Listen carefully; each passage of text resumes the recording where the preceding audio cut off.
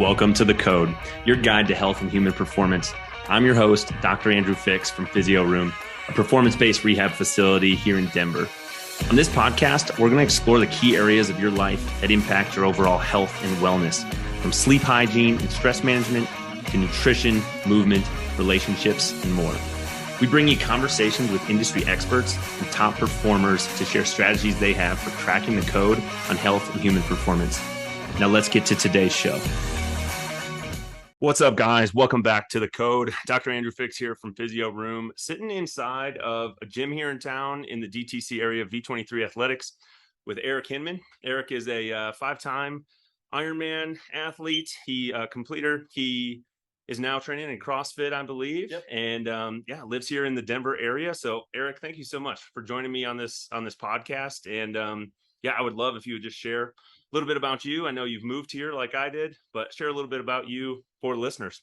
Yeah, so I moved to Denver from Syracuse, New York. I lived in Syracuse pretty much all of my life up until 5 years ago when I found Colorado, and God, it's the best move I've made in life. The environment here, the people here, the decisions that you get to make every day being here are just incredible. The sun shining every day, the outdoors begs you to be outside. And I love the people here more than anything. I just feel like my crew here has incredible energy. They're active. They're always pushing the ball forward, bettering themselves. So, it makes you want to better yourself and makes you want to incrementally improve every day. So my background is entrepreneurship, definitely athletics. I played 3 sports in high school, got into triathlon in 2009, Ironman in 2011. And it was really during those years from 2011 to 2015 that my life shifted to one that is very much based around health and wellness. Yeah. And I've had the opportunity, like you said, your crew has a lot of energy and, just the people that you surround yourself with kind of push you to do those health and wellness based things. That's kind of how I got connected with you. Is through social media, found out that you were with collaboration with the gym here putting on an event a couple of weeks ago. And so a coworker of mine and we were like, well, hey, we should come to this event. It looks like it's a fun time. Coffee, workout, ice baths, what's not to like. So, we've just met a couple of weeks ago, but looking at some of the content that you have online, it's very much what you just said. You base your whole life around just taking care of yourself and pushing yourself to the limit, basically. Yeah. It was funny. Someone messaged me in a negative way recently about, my life being based around training all day, recovering all day. And I'm like, what? Like, why are you judging me? Like, I'm doing what I love every single day. Like, I could only hope that everyone else gets to do what they love every single day. So I'm grateful that I literally just get to do what I'm passionate about day in and day out. And, I've been able to form this nice little business around it. And I mean, the community aspect of it is what I enjoy the most. I absolutely love building communities. I love being around like-minded people.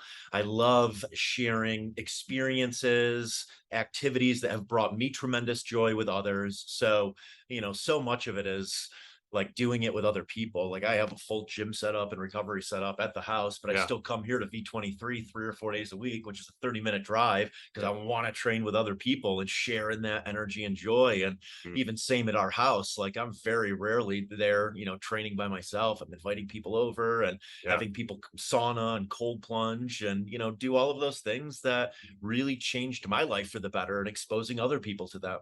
Yeah. And I'd like to get into that a little bit.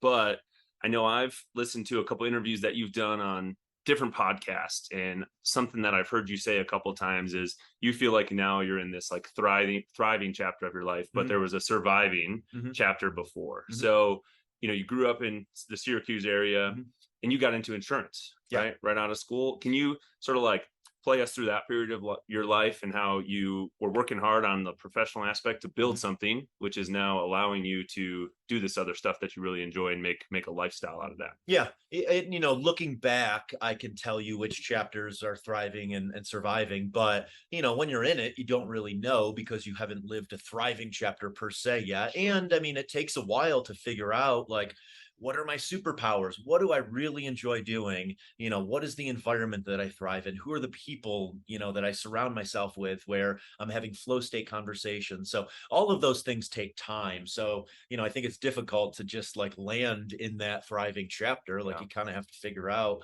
who you are and what you enjoy. So yeah, backtracking, I grew up in a really small town that, still has the exact same population of when I left it, Yeah. 1,200 people. I graduated with 90 kids. I think now they graduate like 70. So, I grew up in a small town, kind of closed-minded. I definitely didn't really start experiencing, the world and big cities and big thinkers Yeah. until college, and really post college when I started traveling to places like New York City and LA. And you're just exposed to people that have had their eyes open to like, the bigger things. Sure.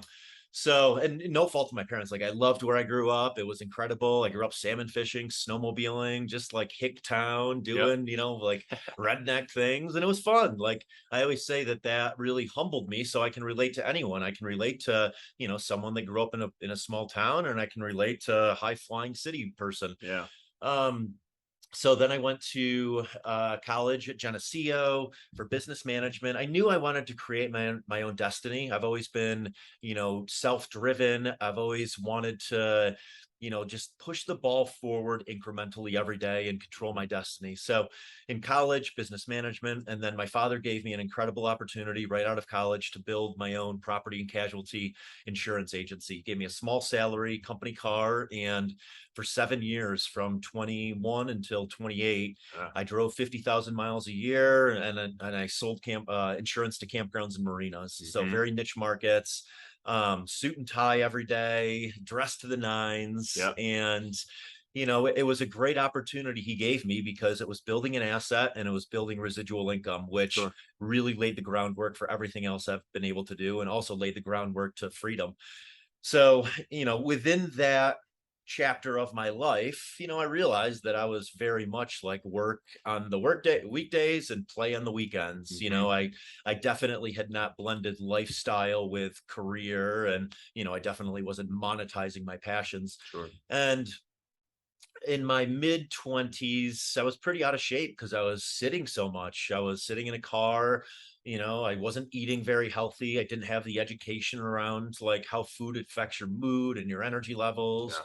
Um, I was maybe exercising 3 days a week, but it was like bench press and, bro lifts, Yeah. Yeah. bicep curls, tricep curls. I wasn't doing functional movements. I wasn't doing it because, I thought it would make me feel a certain way. I was doing it because it was a checklist item, and I Yep. thought that I needed to exercise to have semi big biceps. You fill out your suit jacket more. Yeah, exactly. Exactly. So, my mid 20s, I weighed 205 pounds. I had a, little gut. I certainly was not, I didn't look like an athlete whatsoever. I looked like, a young businessman. Yep. So I hired a personal trainer when I was 25, 26 years old. And I started going 5 days a week, 30-minute sessions, doing these high intensity workouts with complex movements. So, thrusters and deadlifts Yeah. and, squatting and stuff I had never done before. So, and, running in between those lifts. So my heart rate was elevated for that full 30 minutes. Yeah. And then I signed up for a 15K race. I had gotten back into running a bit. I had a running background. I ran cross country and track Hmm. in high school, and started running again. And I signed up for this 15K 9 mile race called the Utica Boilermaker.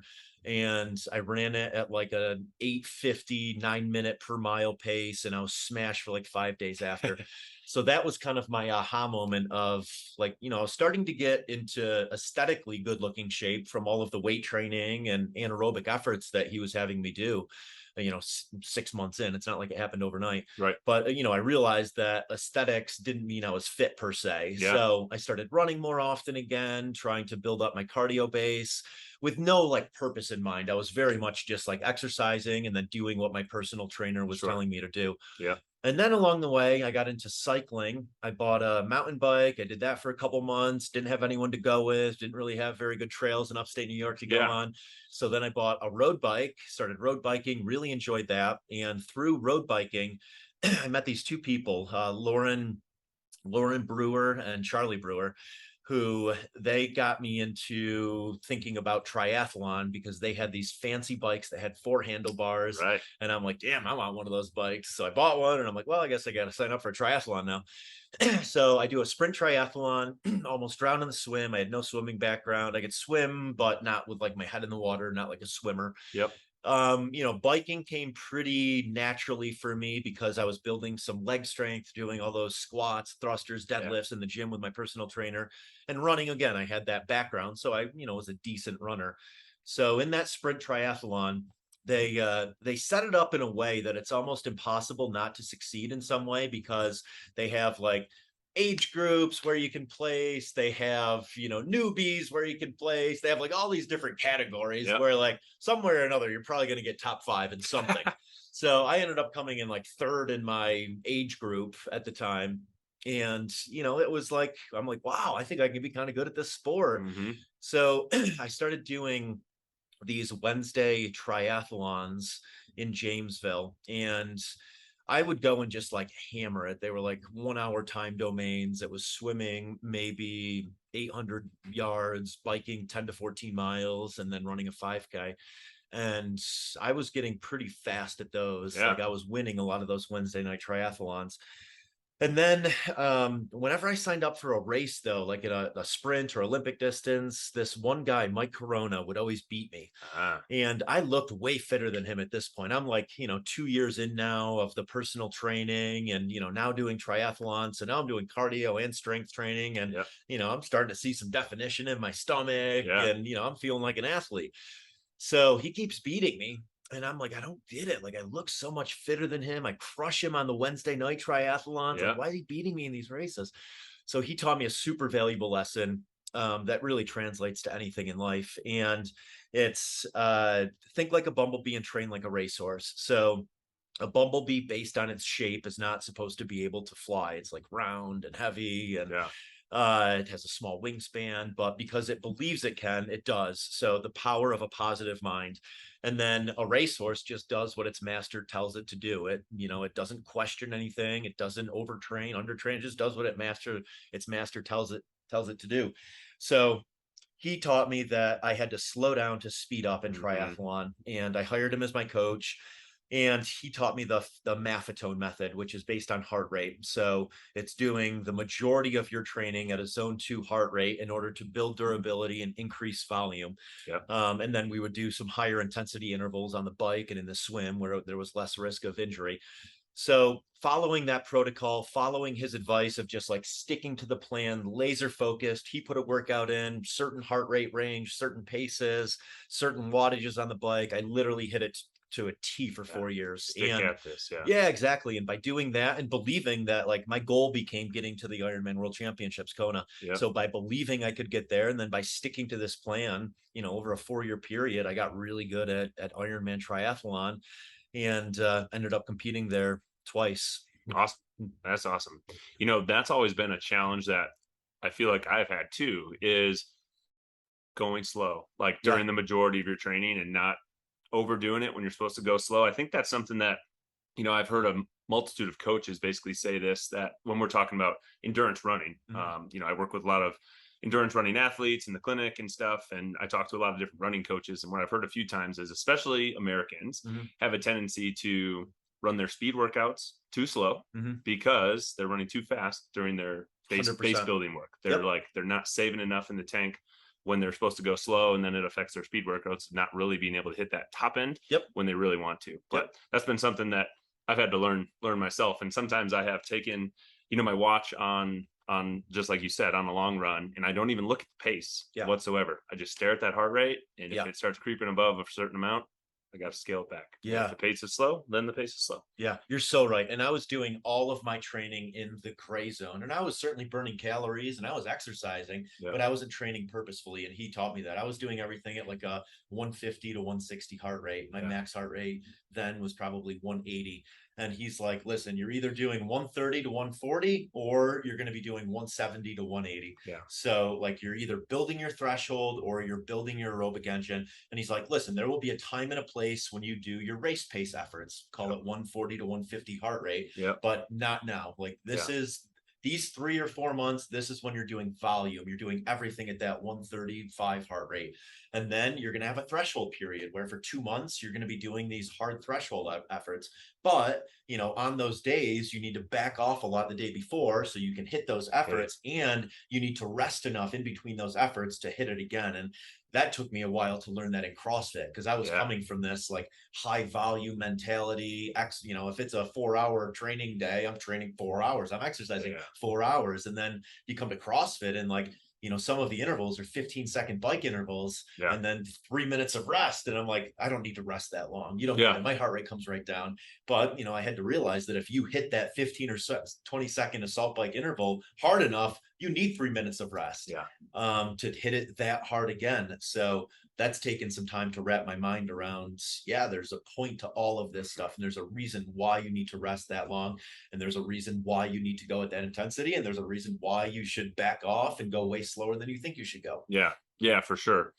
And I would love for you to sort of share, like, how did you make that transition, and how did that transition go from you moving from that, you know, endurance building base, competing in triathlons, to Mhm. when did you decide, okay, I'm going to switch gears and I'm going to go more the CrossFit functional fitness kind of route? Mhm. Because obviously the energy systems are different, Yeah. but also, just the whole mentality Yeah. behind it is different.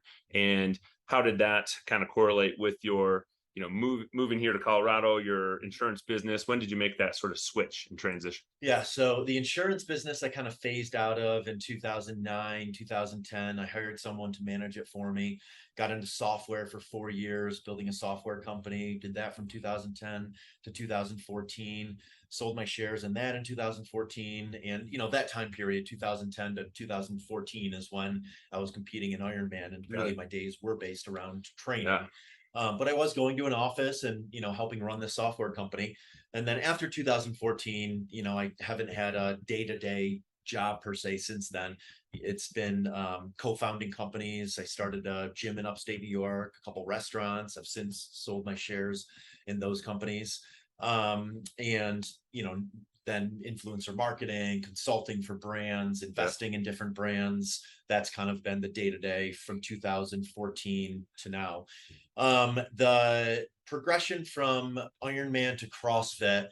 So 2013, 2012, I did my first Ironman. I missed qualifying for the Ironman World Championships by 1 minute in one place. I saw the guy who got the final Kona spot at mile 25 on the run. He passed me. I had nothing in the tank. I had no clue at the moment, but I saw his age on his leg. It said 33, and I was competing in the 30 to 34 age group. And when he passed me, I thought, because I knew I was towards the top of the race, I'm like, fuck, I wonder if that's my Kona spot. And sure enough, it was. Oh. So that was my motivation to do it again in 2013. 2013, I had a great race, qualified for Kona. Got to Kona maybe 2 days, 3 days before the race, and major lesson learned. I had this like enormous pancake breakfast. Like, I did things that I wouldn't normally do leading up to a race because I put Kona on a pedestal. I thought I had to, go above and beyond what I had done before to do well in Kona. And yeah, I strayed from the plan again. Mhm. Like, I questioned the plan. I did something off plan, and it screwed me up. So I had a horrible race in Kona. I didn't get there soon enough either to acclimate to the heat. So that was my motivation to go again in Again. Yeah. 2014. So I did Ironman Lake Placid. Had a great race in Ironman Lake Placid, probably my best Ironman ever. And then got to Kona, did a 9:37 or high 9:30s, which was a very fast amateur time for Kona. So kind of checked that box of like Hmm. being a really fast Kona Ironman athlete, Yeah. and get back to Syracuse and continue training. I ended up hiring another coach, who I thought would get me to the next level of competing at a pro level. And I just started to realize that I didn't feel great. I was going through the motions. I had sacrificed so much to get to Kona. I was training 25, 30 hours a week at that point, and my body really didn't feel good. I didn't have, that unlimited energy I kind of had when I first started the sport. Yeah. It hurt to go down the stairs in the morning. I was achy. My hips really bothered me. Um, just wasn't feeling great. And I, again, like I really felt like I was just going through the motions because I now had this identity as this elite Ironman Right. athlete. Sure. I'm in a small city, Syracuse, New York. At that time I had become pretty well known as like this amazing Ironman athlete that came out of Syracuse. And, I felt like I kind of had to live up to it, even though it wasn't like living out my purpose anymore. So 2015, I was signed up for races, and half Ironman comes in like March, like a week before. I'm like, I'm not going to do it. I don't feel like doing it. And then another race comes in like April or May, and I'm like, I don't want to do it. I don't feel like doing it. Yep. And that was like, shit, something's not right here. I'm not enjoying this anymore. So, at that time I had started a CrossFit gym. I was, taking CrossFit classes. I had that background already of some of those lifts going back to 2008, 9, 10 when I was working with that personal trainer. Yep. So like 2015, 2016, I was kind of in the gray zone again. And I was trying to figure out like who I was because I had phased out of Ironman. I tried going right into CrossFit, training 4 to 5 hours a day with CrossFit, tore my MCL, my shoulders were fucked up. I kept getting injured. Like it was the wrong mentality going into CrossFit Yep. and, trying to immediately be this elite CrossFit athlete. I mean, it took me 4 or 5 years to be an elite Ironman athlete. And I had this thought that because I had this engine for days Yep. that give me a year, I'll be at the CrossFit games. And Sure. that was a fallacy. So yeah, 2015, 16 were major ego check years where I had to like reframe my perception of who I was. Yeah. And 2017 is when I was invited to Colorado. There was a company that was sending me product called Matador. They make packable adventure gear, and the head of marketing invited me to stay with he and his family. And I'd been traveling quite a bit. There was really nothing keeping me in Syracuse anymore. I had met these amazing friend groups in New York and LA, and I felt like I was spending more of my time at this point kind of traveling to those cities. So I'm in Boulder, hiking Mount Sanitas every day, went to Yeah. this amazing CrossFit gym, Boulder Athletics, and just like fell in love with Colorado and realized like, damn, this is where I need to be. This is the next chapter of my life. And yeah, subsequently, I was out to dinner with some guys who went to Syracuse University that I was introduced to, and they were telling me about a townhouse they had right near Oh, Bronco Stadium in Denver. yeah. And I hadn't been to Denver yet. I had only been to Boulder. And few drinks in, and they're like, hey, our roof deck is open, like one of our roommates just moved out. And I'm like, this sounds amazing. I'm like, I'll take it. Yep. So I commit to this, living with these three guys in a townhouse near Bronco Stadium. So I bought a motorcycle the next day for my transportation while I was in Denver. I still had a condo in Syracuse. And 2017, I was kind of going back and forth Okay. between Syracuse and Denver. And 2017 is when I found Denver Sports Recovery, and I Yeah. started doing cold exposure, the hot bath they had a hot tub at Denver Sports Recovery, and the infrared sauna.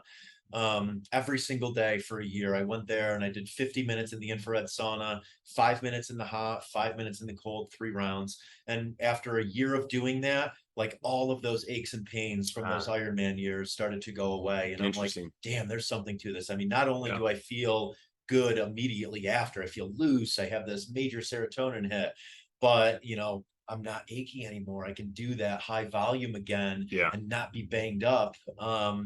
So that was a major turning point. And also like, I started to build an audience on social media Sure. over, just throughout the Ironman years, but it really came more after Ironman from like 2015 to 2017. It continued to grow. 2017 is when brands started reaching out to me, 2016 to 2017. So then like my identity changed a bit to like, oh, wow, I can live this unique lifestyle based around health and wellness, Yep. and I can inspire other people to, prioritize health and wellness because it's made me this better person. Like Yep. it's fueled mental clarity. It's fueled a lot of my business ventures. It's fueled this unlimited energy I have now. So, that's where that identity changed was during those years. I went from Ironman to trying to be this, elite CrossFit athlete to Mhm. being like, no, I just want to like give back. I Yeah. want to take what health and wellness gave me and share it with others, so people understand that it's more than an aesthetic. It's a Yeah. feeling, it's the mental clarity, it's the energy. And then like your cup is full, you can give back, you'll create opportunities for yourself, because like over those years, like especially those Ironman years, so many business opportunities came because I was this interesting Ironman athlete and Yeah. people were attracted to me. And I'm like, wow, I can do what I love and generate opportunities for myself. I don't have to go Yeah. to business networking things, and I don't have to cold call people. So yeah, the identity changed over that time period. My lifestyle changed, and now I've been able to really base my business around a personal brand. Yeah. Yeah. It basically sounds like as soon as you were able to just start, I don't know, or restart, just being you, being Yeah, yourself and yeah, doing the stuff that you like to do, then things just started sort of dominoing and falling into place. 100%. People Eh, love authenticity. Yeah. People love, and it doesn't have to be health and wellness. It can be, art. It can be music. Like Yep. people are attracted to people that like are laser focused on one thing and passionate about Yeah. something. So I realized that through those years that like, wow, like I figured out what I really enjoy doing, what like my authentic self is. Yep. And I also know who I want to surround myself with. Yeah. Like I'm going to go overboard on others that are cut from the same cloth. Yeah, my wife and I, her name's Erin, and I bring her up on this podcast a lot because we have a lot of these types of conversations Yeah. at home. Where I remember, one time we were getting ready to, like, got invited to a dinner with Mhm. somebody or something, right? And I forget the exact story, but I asked Erin, like, do you want to go to this dinner? And her response was, or my response or something was like, I feel like we should go. Mhm. And she's like, well, should we go or do we want to go? Like, Yeah. are you doing stuff because you think your identity is wrapped up in that and that's what you should do? That's what Yeah. people expect of you. Or are you doing things because you actually want to and you're passionate about it and that's what makes you happy? Yeah. And it's so often that whether you're an athlete or whether that's your job, like people get consumed with whatever this identity is and they Mhm. do things based off of that rather than just based off of what truly makes them happy Yeah. every day. I've recently, and this is hard for me to do, I've recently started trying to change the way that I answer the question when people say, oh, hey, good to meet you, Andrew, what do you do? Mhm. Well, the initial response is like, well, I'm a physical therapist. Mhm. Well, they didn't ask me what my job was or my Mhm. career was. They Yeah. just What do asked you me, what do you enjoy? What do? do you do? And Yeah. I, What's your day look like? yeah, Yeah. and it might just be like, well, I love to work out and, I like a good steak on my plate for Yeah. dinner or something. Like it doesn't have to be what you do for your job, but Yeah. that's naturally how a lot of us answer the question. Mhm. It's because that's where our identity is just wrapped up into that. Mhm. So yeah. Okay, so you moved out here 2017 and you started to just live this life that you're passionate about around people that you enjoy being with. Was there a certain person or a certain thing that made you start participating in the Denver sports recovery, heat, sauna, ice baths? Like what got you into that in the first place? Yeah. So I went to Mountain Strong Denver when I first landed here, and there was this dude Matt Lloyd, who he's a professional climber, Hmm. who kind of took me under his wing and showed me around a lot of Colorado. And he introduced me to Denver Sports Recovery. Yep. Told me it was this cool place where you could go and recover. And again, like I had done infrared saunas, dating back to those Ironman years, Yeah. prepping for Kona, and I realized the feeling that I got from it, but it hadn't become a super consistent routine. Hmm. So yeah, he exposed me to it. And I feel like during those Ironman years, I learned a really valuable lesson of, I kind of got addicted to the high of exercise, and I had to go further and faster to get that same high. And that really pounded me into the ground, Sure.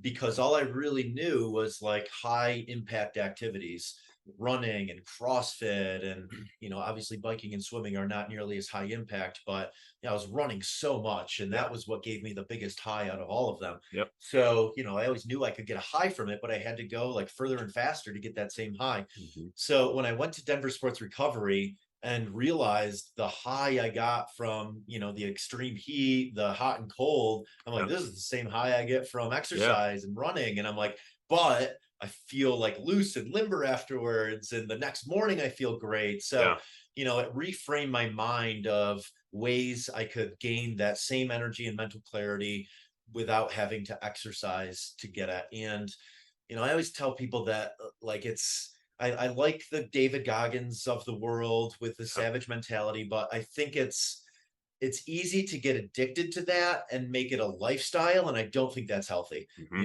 Because you're going to pound yourself into the ground with that mentality. I think it's important to write, a certain chapter of your life to like know what you're capable of, and to figure out that your limits are way higher than what you probably think they are. Yep. But getting addicted to it is not healthy. So I'm glad that I've found all of these other outlets to get my conversations like this is Yeah. a flow state conversation. So I figured out how to build my day in a way that everything is based around flow state, but I can replicate it day in and day out without feeling like shit one day or Yeah. another.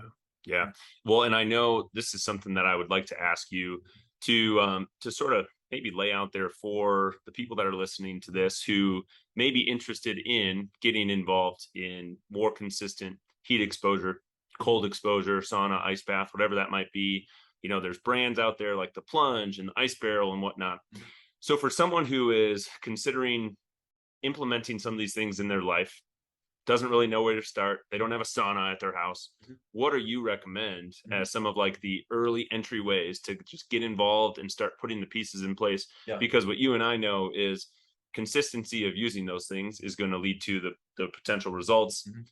Using it once every quarter or something isn't really going to lead Yeah. to the feeling that you're sort of portraying. Yeah. So, I mean, the two biggest things are what fits with your lifestyle and, what is accessible to you, Mhm. where you're going to do it on a regular basis. So, for some, and I think this is so overlooked as such a great recovery tool, hot Epsom salt bath. If you have a bathtub, like committing to 3 to 5 hot Epsom salt baths every week, like that is very accessible to a lot of people that have a bathtub, Yep. and you should be able to structure that into your day. It's at your house.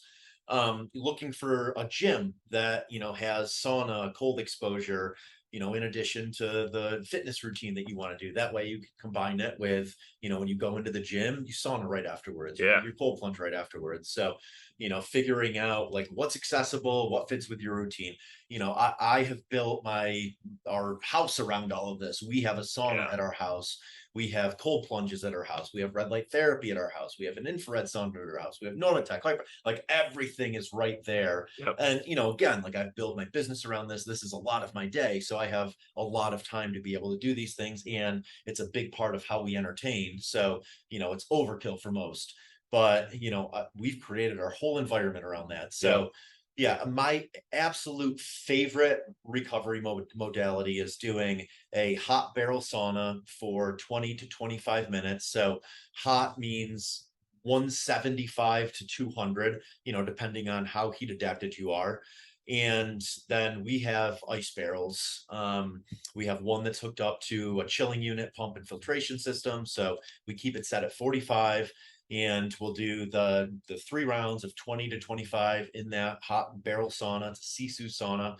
And then we'll do 5 to 7 minutes in the cold. And I always tell people in the cold, like if you're new to it, go until you shiver. That might be a minute, that might be 90 seconds. Yep. But I encourage people to immediately dunk, and then try and catch your breath and stay in for 60 seconds, Yeah. 90 seconds. And I like that 45-degree temperature, because that's a temperature that both myself and others aren't that scared of. Like, Yeah. we'll use it often. My girlfriend will get in it, even if she doesn't do the sauna first. I'll jump in after a bike ride.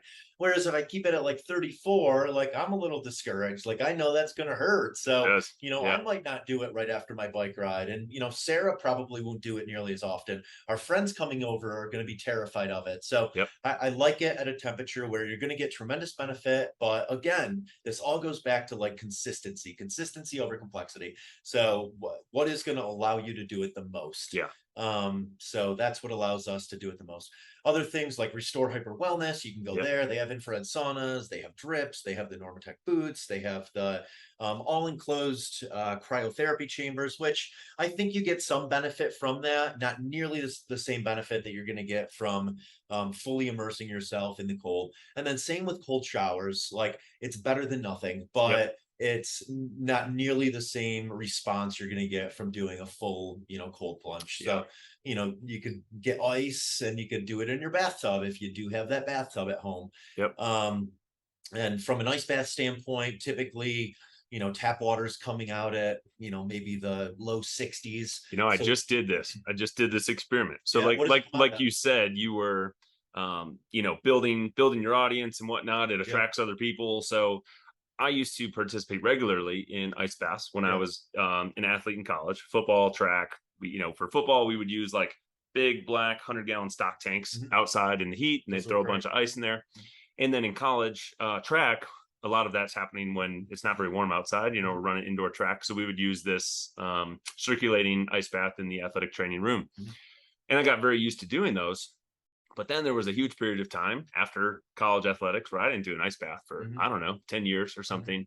And then did a couple here in Denver. And then it had, again, been a year or two. And then we signed up for this event Mhm. a couple weeks ago with you. So hopped in there. I don't know how long I stayed in the ice barrel, maybe 3 minutes or something.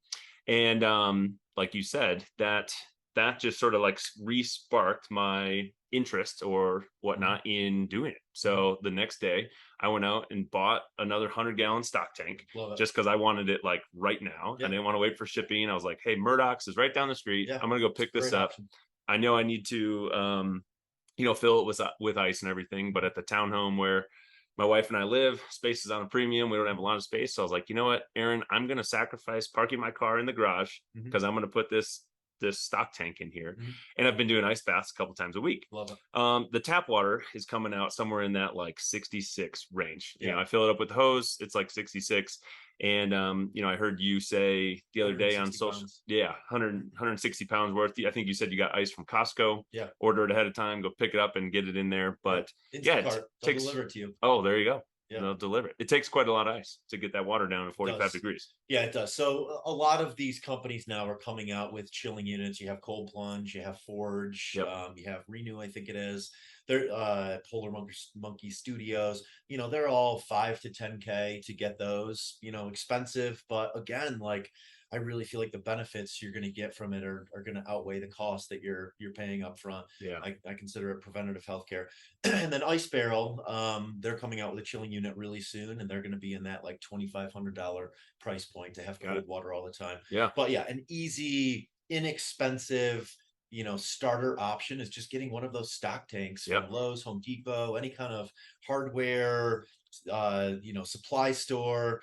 And 100 gallons is perfect for one person, Yeah. 150 if you want to do it with, two people in there at a time. Yep. And then yeah, just get ice at Costco, Sam's Club. You could freeze water bottles, you can freeze those Yep. Yeti packs.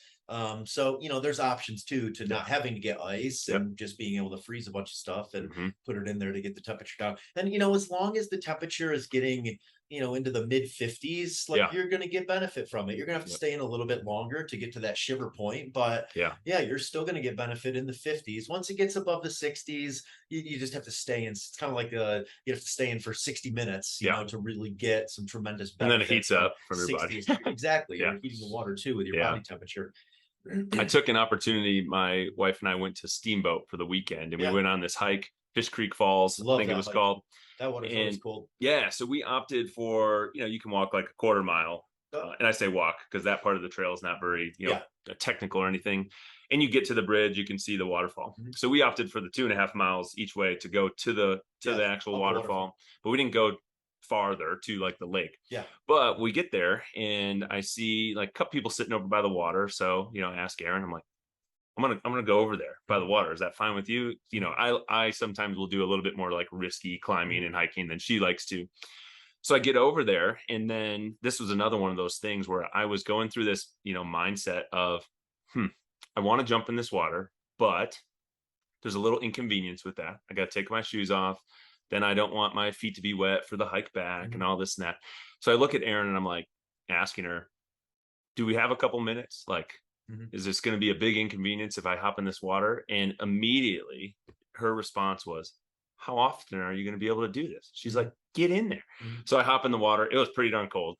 Mhm. And what was kind of cool was it sort of started a little bit of a trend. Like nobody Cool. else was in the water. I hopped in the water. And then two guys after me were like, Yeah. well, if he's doing it, I want to do it. So a couple other guys did it.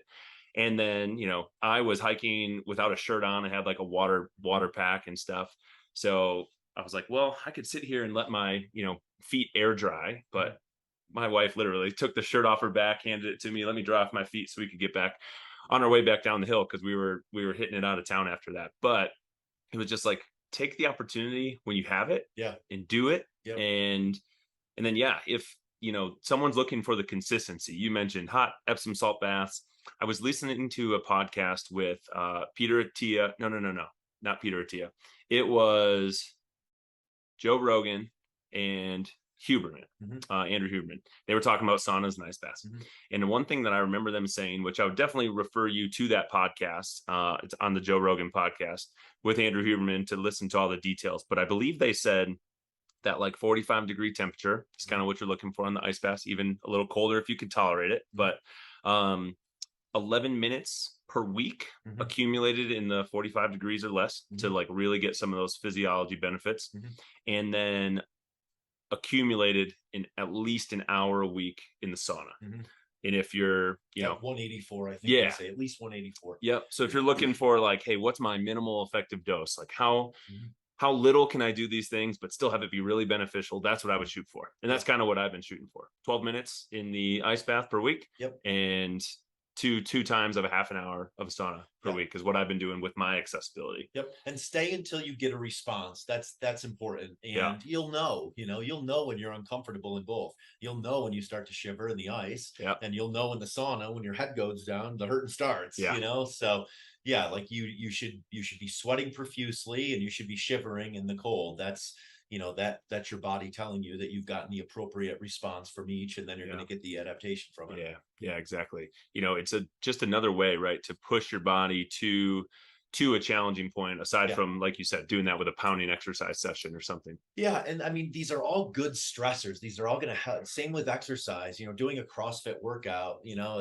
Like we were just in a lot of pain doing this 32-minute EMOM, Yeah, and like that translates over to so many other things. yeah, Someone cuts you off on the road when you're driving home. You're not going to freak out. You've built stress resilience. You've built grit. yeah, Same with the ice and the cold. Like it takes something monumental now to stress me out, yeah, and I never get sick. And yeah, it's all attributed to these various good stressors that I've put on my system. yeah, yeah, exactly. And I've kind of noticed the same thing, not getting into it nearly as long as you've been consistent doing these things, but every time you hop in that water, it's a little bit easier than the time 100%. before, right? Yeah, It's just like just a CrossFit workout. mhm, And not that it's easier because you've wrapped your mind around what that feeling is. You know how you're going to feel. That it's not going to get any worse than like kind of that immediate shock to your system. yep, You do the CrossFit workout Fran, the first 30 seconds are horrible, but then you kind of settle in a bit, and then it almost hurts more afterwards. yeah, And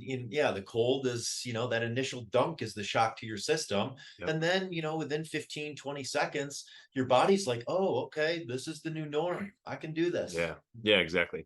Well, before we start the process here of wrapping this up, I know you are doing a podcast as well in Mhm. collaboration with Restore Hyper Wellness, which we at Physio Room have an awesome relationship with those Cool. guys too. So, Awesome. there's a facility right there in Highlands Ranch, which is right around the corner, maybe half a mile from our office. And we work with their owner there.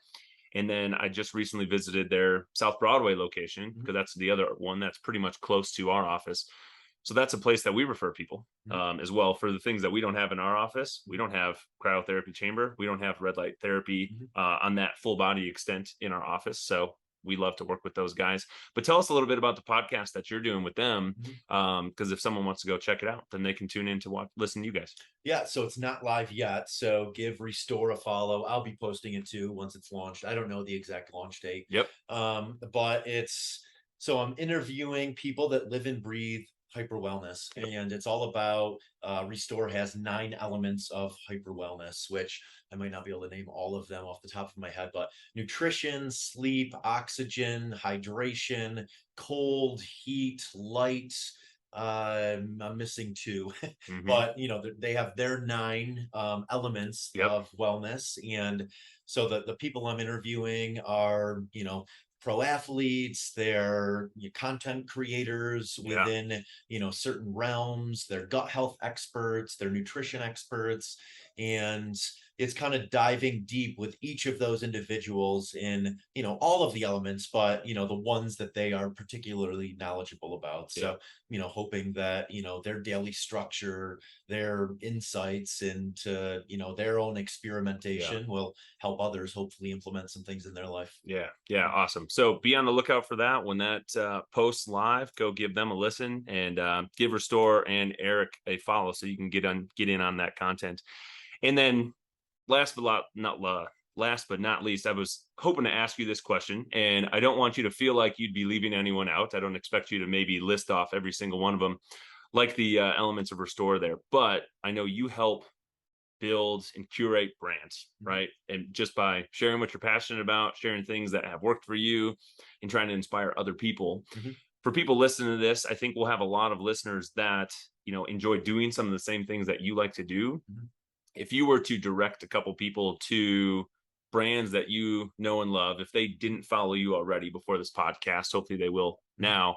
But what are some of like your favorite brands Mhm. that you just love to share with people? Yeah, so I mean, I'm an investor and have been with 10,000 since day one when they Mhm. had one pair of black shorts with a white X on them. So it's Yep. been really cool to watch them grow their community. I'm an investor in Beam. Beam Dream is an incredible sleep product that has helped myself, Sarah, and lots of our friends and lots of our peers get really good sleep. Yeah. I'm an investor in Kane and work with Kane and have since day one. Footwear. They have active recovery footwear. Mhm. Yep, that have. I mean, they look kind of like Crocs. They're great water shoes. They're great travel shoes, but they have these raised nodes on the footbed that stimulate circulation in Yeah. your foot to improve blood flow. We all know that a lot of the stuff that we're doing sauna cold, the big component of it is blood flow. It's increasing blood flow and increasing oxygen-rich blood. Yep. So they're an incredible company. Ice Barrel, I've Yeah. worked with since day one when they had a wood barrel, and Yeah. now they're coming out with they have plastic barrels, but they're coming out with a chilling unit soon. Sisu Sauna is another startup that I just started working with. Pete, the founder, is an awesome dude in Ohio. He's making barrel saunas with an Amish workforce in Nice. the US and shipping them nationwide, like a 2 week ship time. And you can get them with a Hoom heater, which is my favorite heater on the market. They're out of Estonia, have a long tradition of making incredible sauna heaters. And then, man, Armora Colostrum, incredible product. Yep. It's called Liquid Gold. Slate milk, Those are good. lactose-free milk. You Yeah, brought those I to that have some event. right Those are behind you in good. the cooler here at Yeah. E23. Human Improvement, a vegan protein powder company. Yep. So I mean, the theme with all of the companies I work with, and again, you can on Instagram, you can see Yep. all the different brands that I work with. The theme is, A, does it fit with my lifestyle? B, is it a product or service I like and enjoy using? And like, this was never supposed to be a job for me, Yeah. to being a brand consultant, creating content. I'm so grateful that it's turned into a job, but I didn't set out with the intention of Instagram becoming this Yeah. platform to be able to monetize. So, I'm very careful with the brands I work with because I never want it to feel like work. I just want it to blend in with my lifestyle. Yep. And then the third component of that is, do I know the founders? Do I love their story? Is it a company I would want to invest in? So yeah, for a lot of these, like I have a Yeah. vested interest. I'm putting my money where my mouth is, Yeah. and I believe in them, and I believe in the team. I believe in the story, and I believe in the community they're forming. Yeah. Yeah. And that's awesome. And I think you guys could sort of hear there through Eric listing off those different things. He pretty much listed off a different brand for all the different components of his lifestyle, right? It Mhm. was like clothing, it was food, it was sauna, it was supplements, it was ice barrel, all the different things that sort of encapsulate his whole life. And like he just said, he's not using things or not representing and promoting things that he's not using and enjoying Mhm. himself. So definitely putting his money where his mouth is. It sounds like Instagram is going to be the best way for Yep. people to potentially get in contact with you. What's your handle on Instagram so people can follow you if they don't already? Yep. Yeah. Just my name, Eric Hinman. Awesome. Awesome. Well, Eric, this was a blast having you here on the code. I'm excited to go listen to the podcast that you're doing with Restore. I'm excited to come here, do more workouts with you on future days. And just thank you so much for your time, man. Likewise. This is great. Awesome. Cheers, Cool. brother. Thank you guys all for tuning into this episode of the code with Eric Hinman. We'll catch you on the next one. Bye bye.